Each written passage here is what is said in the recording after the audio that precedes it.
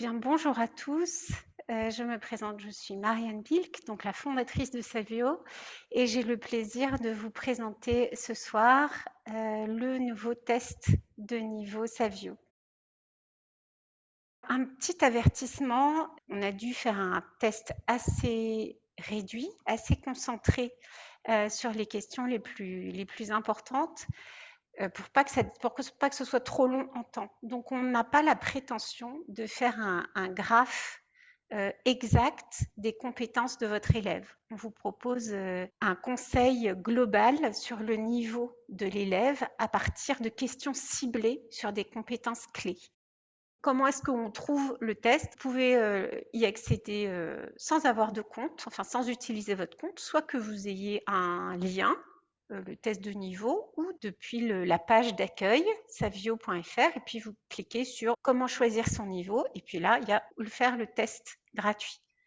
Il suffit juste de remplir le prénom de l'enfant, et si on veut recevoir les résultats par mail, il faut donner une adresse mail, mais ça n'est pas obligatoire, ça fonctionne très bien sans. Le test va s'adapter au niveau de l'élève. Le test comprend différents sets de questions de difficulté croissante. Et pour que les élèves puissent passer au set de questions suivant, l'élève doit avoir au moins 80% de bonnes réponses. S'il n'atteint pas les 80% de bonnes réponses, le test s'arrête. Comme dans les exercices qui sont sur la plateforme, on a des options pour accompagner l'élève. On peut cliquer sur les mots difficiles, par exemple intrus, par exemple ordre alphabétique. Il y a des enregistrements audio pour les premières questions. Pour la suite, on suppose qu'ils savent lire et qu'ils n'ont pas de problème de lecture. Et puis, on a aussi ajouté l'option « Je ne sais pas » dans les réponses. Ensuite, ce sont des exercices ciblés.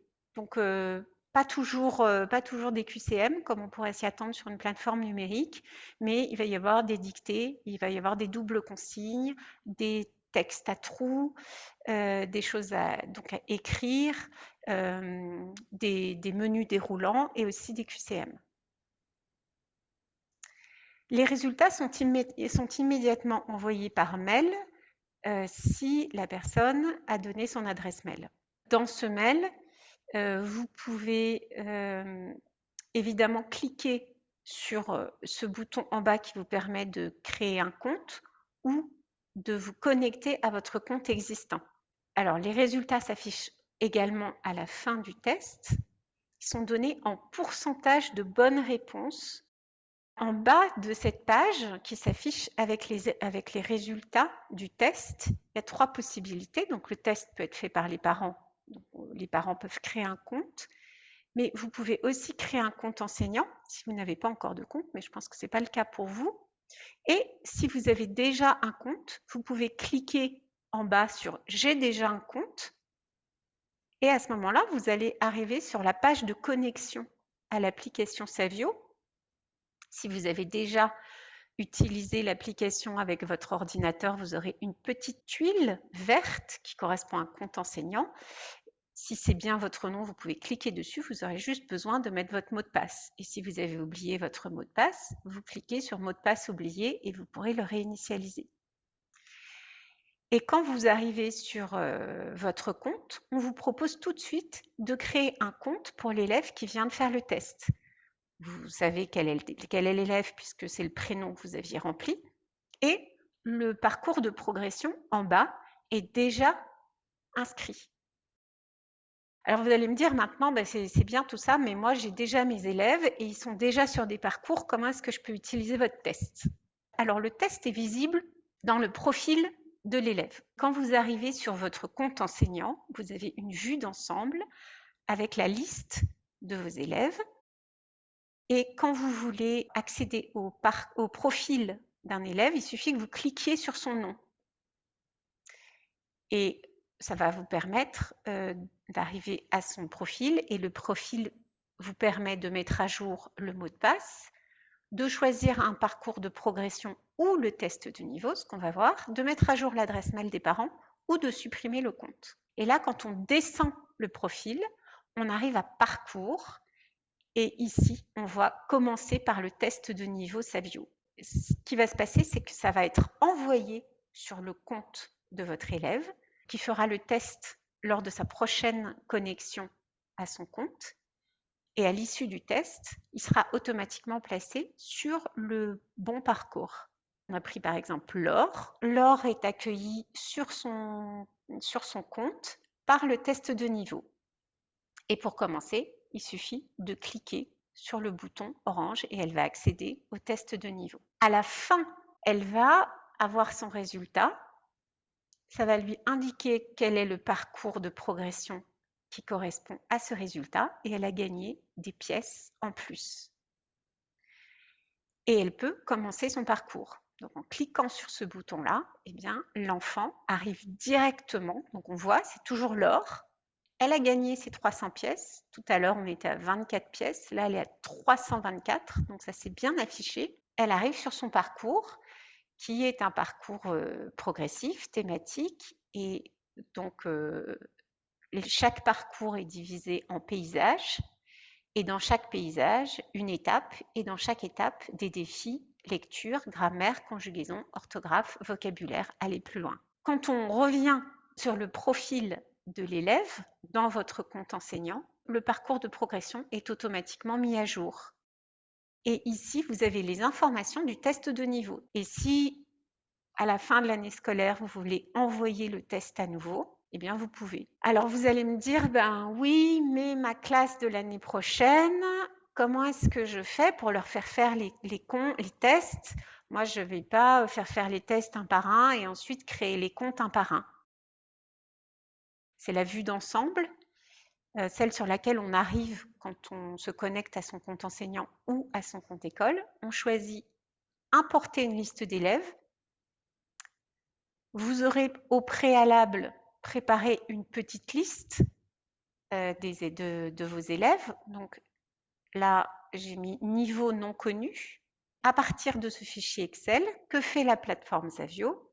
Elle va choisir un identifiant et un mot de passe pour l'élève, créer le compte élève, le rattacher au compte enseignant, envoyer un mail à l'enseignant en lui disant voilà les comptes qui ont été créés et voilà leur identifiant et leur mot de passe, envoyer un mail d'information aux parents si on a fourni l'adresse en leur disant voilà votre école utilise la plateforme Savio pour que votre enfant puisse se connecter, allez sur tel site, utilisez tel identifiant et tel mot de passe. Maintenant, la plateforme peut proposer le test lors de la première connexion de l'élève. Vous faites un copier-coller dans ce menu Importer une liste d'élèves. Vous appuyez sur la touche Entrée. L'étape 2, c'est vérifier que votre liste est correcte. Vous confirmez les informations. Et l'étape 3, c'est les informations de la classe.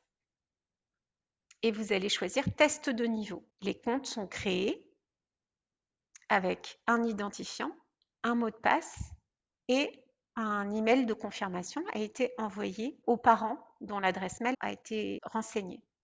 Vous pouvez télécharger un PDF avec ces informations et de toute façon, vous avez reçu un mail pour vous confirmer la création de ces élèves. L'élève va arriver sur le test. Est-ce que vous avez des questions à propos du test? Oui, Nathalie, bonjour.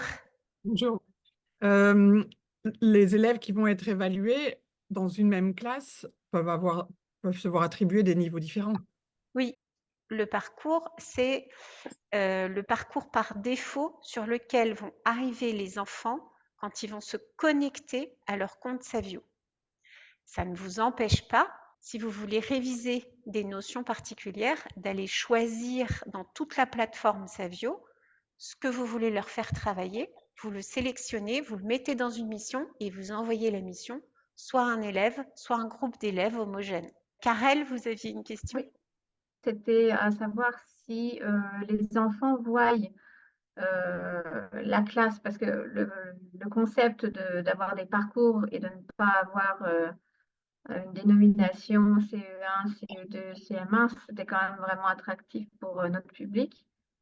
Et donc, je me demande si, quand ils font le test, est-ce qu'il y a un moment donné, est-ce qu'ils voient le niveau initial du test ou même dans le résultat qui est envoyé par ailleurs, est-ce qu'il y a la classe? Dans les résultats qui sont affichés à l'écran, il y a marqué un pourcentage de bonnes réponses et en fait en dessous, dans information pour le parent et pour l'enseignant, il y a une mention de la classe puisqu'on dit voilà parcours 1 correspondant au niveau CE1. Ça c'est visible par l'enfant s'il descend en bas de l'écran et qu'il lit l'information qui est à destination de l'enseignant ou du parent, il peut voir la classe. Du coup, nous allons enlever la mention de la classe, on mettra juste le nom du parcours. Sandrine, Oui, à partir de quel niveau de classe les enfants passent ce genre de bilan, de alors test? la Est-ce seule que ça chose, commence au CP ou seulement à partir du C1 jusqu'à quelle classe? On a à partir du CP jusqu'à maternelle jusqu'à la sixième. Donc en fait, la question, moi j'ai une classe de C1 par exemple, je reviens sur une personne qui avait dit que vous aviez indiqué qu'on pouvait différencier le niveau dans une classe. Donc c'est pour ça que c'est important pour les professeurs de savoir si par exemple moi si je prends mon niveau de classe, si je peux lui donner enfin s'il existe ce test à partir du CP, puisque la lecture en fin de GS, début CP, normalement, on fait la lecture. Est-ce que on peut donner un niveau CP, C1 si le CP existe? le premier parcours Le correspond C1. à la classe du CE1. Après, vous avez Voilà. des enfants qui maîtrisent la lecture, qui peuvent tout à fait commencer un petit peu avant. Donc, à condition qu'ils ont bien fait une bonne classe de CP et qu'en fin d'année, ils ont un bon niveau de lecture. C'est ça, Mais j'ai compris. oui, mais le test le mettra de toute façon, l'indiquera. D'accord. Est-ce qu'on peut avoir un aperçu du test que l'enfant va passer? Je pose la question bête parce qu'on est enseignante. Elles vont dire, mais comment on va savoir si c'est vraiment adapté à nos enfants? Oui, Pour avoir un aperçu du test, il faut le faire parce que c'est vrai qu'on ne propose pas aux enseignants d'avoir la liste des questions avant. oui. Mais quand vous dites le faire, ça veut dire que les enseignantes ont la possibilité de faire le test pour... Ah ben, n'importe qui peut faire le test. Donc ça, je peux leur dire que vous pouvez Ouais, déjà faire le test, comme ça vous vous évaluez vous-même si c'est possible pour vos enfants. Ah, ça, c'est bien. ouais. Très bien, merci. Vous avez une aide en ligne qui est disponible depuis votre compte enseignant ou depuis votre compte école. Quand vous cliquez sur mode d'emploi, vous arrivez directement à une foire aux questions avec une liste de questions que nous mettons à jour le plus souvent possible. Donc c'est la foire aux questions école et la foire aux questions enseignants. Vous avez aussi des tutoriels qui sont disponibles sur notre chaîne YouTube. Et puis surtout, n'hésitez pas à nous contacter en nous écrivant à contact@savio.fr et donc on vous aidera par mail, mais aussi on peut tout à fait organiser des visios, comme je vous le disais au début, pour vous accompagner. Je vous remercie tous pour votre attention. Je vous Bonne souhaite journée. une bonne journée pour Merci. ceux qui nous appellent des États-Unis et une bonne soirée pour les autres. Merci beaucoup. Merci. Au Au revoir. revoir.